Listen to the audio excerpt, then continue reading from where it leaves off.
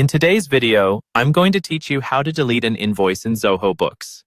Deleting an invoice might seem like a straightforward task, but it's essential to ensure you do it correctly to maintain accurate records and prevent any accounting discrepancies. So let's dive right into it. To start off, open Zoho Books and once you're logged in, navigate over to the left sidebar. Here, you'll see a variety of modules available. What we're looking for is the Sales module. This is the section where you handle all your sales-related activities, including invoices, estimates, and more. Clicking on Sales will expand the options available to you. Now, let's focus on the Invoices section. Go ahead and click on Invoices. This will show you a list of all the invoices you've created. From this list, you'll be able to manage, edit, or delete any invoices you no longer need. It's important to locate the specific invoice you want to delete, so take a moment to find the right one.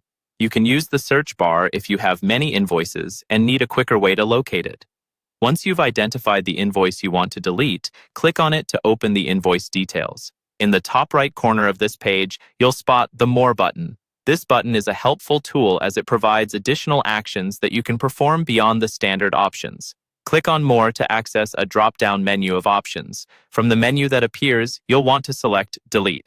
Now, this part is critical. Double-check you're attempting to delete the correct invoice. Deleting it will remove it permanently from your records, and this action cannot be undone.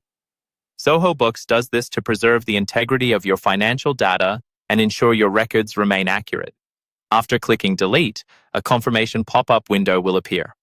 This step is designed to prevent accidental deletions, so Zoho Books will ask you to confirm your choice.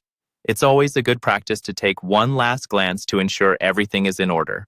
If you're certain that you want to proceed with deleting this invoice, click Delete again in the pop-up window to confirm. And there you have it. That's how you delete an invoice in Zoho Books.